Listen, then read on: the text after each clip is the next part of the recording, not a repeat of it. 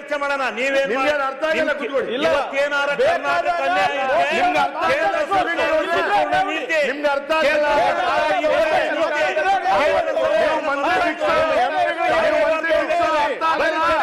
ಸಾಬೀತ್ ಮಾಡಿ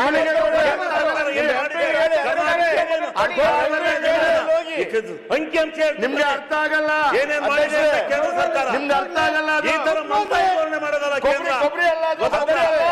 ಎಲ್ಲ ಟ್ಯಾಕ್ಸ್ ಮಜಾ ಮಾಡ್ತಾ ಆಗಲ್ಲ ನಿಮ್ಗೆ ಅಧ್ಯಕ್ಷರೇ. ತಗೊಂಡೋಗ್ಬಿಟ್ಟು ಡೆಲ್ಲಿ ಕುತ್ಕೊಂಡು ಏನ್ ಮಾಡ್ತಾ ಇದ್ರಿ? ಕೊಡ್ರಿ ಯಾರ ಮನೆ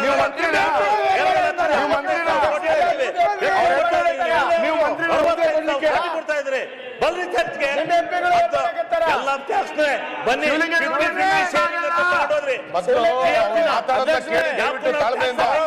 ಕೇಳಿ. ವಿರೋಧ ಪಕ್ಷದ ನಾಯಕರು ಮಾತಾಡೋದನ್ನ ಕೇಳಿ. ಅಲ್ಲ, ವಿರೋಧ ಪಕ್ಷದ ನಾಯಕರು ಬಂದೇ ಬರುತ್ತೆ. ರಾಜ್ಯ ಸರ್ಕಾರ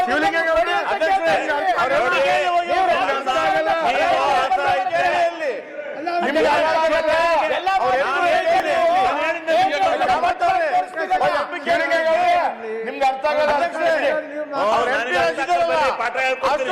ಕೇಳಲೇ ಇಲ್ಲ ಅವರು ಎಂಪಿಗಳು. ರಾಜ್ಯ ಸರ್ಕಾರದಿಂದ ಹಣ ಪಾವತಿ ಮಾಡಿ ಆಮೇಲೆ ಕೇಂದ್ರದಿಂದ ಫೈಟಪ್ ಮಾಡ್ರಿ. ಅವ್ರ ಎಂಪಿ ಕೇಳಿ ಹೋಗಿ ಅವರು. ನೀವ್ ಯಾಕೆ ಆ ಲೆವೆಲ್ ಕೇಂದ್ರದ ಮೇಲೆ ಹೇಳ್ತೀರಿ? ಅಧ್ಯಕ್ಷರೇ,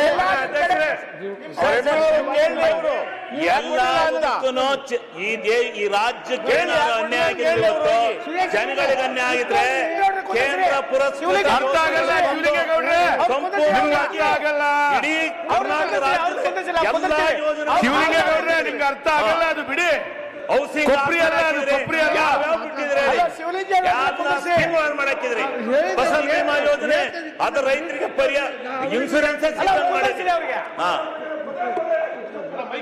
ಮಾನ್ಯ ಅಧ್ಯಕ್ಷರೇ, ಉಪಾಧ್ಯಕ್ಷರೇ, ನಾಯಕರು ಅರ್ಥ ಆಗಲ್ಲ ಮಾತಾಡಿದ್ರೆ ಏನ್ ಮಾಡೋದು ನಾವು ಹೇಳಿ? ಸುರೇಶ, ಅಲ್ಲ ನೀವು ಎಲ್ಲರೂ ಹೇಳ್ತಿರ್ತೀವಿ ಮತ್ತೆ ಉತ್ತರ ಹೆಂಗೆ ಅವ್ರ ನಾ ಯಾರಿಗೂ ಅವಕಾಶ ಕೊಟ್ಟಿಲ್ಲ. ಆಡಳಿತ ಪಕ್ಷದವರು ವಿರೋಧ ಪಕ್ಷದವರಾಗಿ ಮಾಡ್ತಾರೆ. ಮಾತಾಡಿದಾಗ ಉತ್ಕೊಂಡು ಕೊಡುವಾಗ ಹೇಳ್ತಾರೆ. ತಾವು ದಯವಿಟ್ಟು ಕುತ್ಕೊಳ್ಳಿ.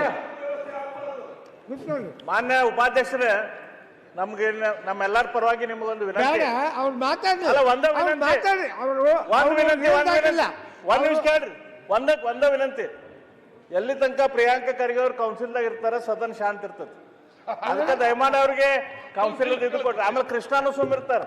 ಯಾರು ಉತ್ತರ ಹೇಳೋರು ಬೇಕಿಲ್ಲ, ಅವ್ರ ಕುರ್ಚಿಗೆ ಸ್ವಲ್ಪ ಬೇಕಿಲ್ಲ, ನಿಮ್ಗೆ ಯಾರು ಉತ್ತರ ಕೊಡೋರು ಬೇಕಿಲ್ಲ. ಅವ್ರು ಕೊಟ್ರೆ ಅವ್ರು ಕೆಟ್ಟರು. ಇಲ್ಲ ಮಾನ್ಯ ಅಧ್ಯಕ್ಷರೇ,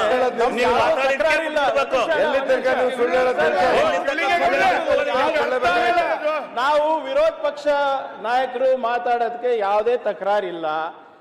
ಈಗ ಪದೇ ಪದೇ ಎದ್ದಿ ಕೇಳಿ, ಕೃಷ್ಣ ಅವ್ರ ಹೆಸರು ಹೇಳಿ, ನಮ್ಮ ಹೆಸರು ಹೇಳಿ, ನಿಮ್ ಮಾರ್ಕ್ಸ್ ಕಾರ್ಡ್ ತಗೊಳ್ಳಿ, ನಿಮ್ದು ಅದು ತಗೊಳ್ಳಿ, ನಿಮ್ ಮಾನ ಮರ್ಯಾದೆ ಇಲ್ಲ ಅಂತ ಹೇಳಿದ್ರೆ ಎಷ್ಟಂತ ಕೇಳಕ್ಕಾಗಲ್ಲ.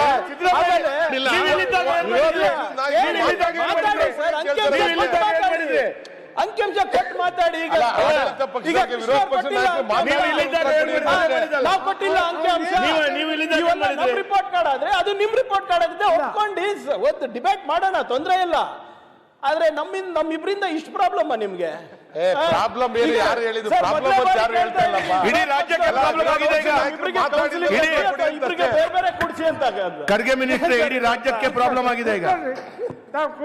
ಇಲ್ಲ ಕೂತ್ಕೊಳ್ತೀವಿ ಸ್ವಲ್ಪ. ಅವರು ಅಂಕಿಅಂಶಗಳೆಲ್ಲ ಕರೆಕ್ಟ್ ಆಗಿ ಏನ್ ತೊಂದರೆ ಇಲ್ಲ.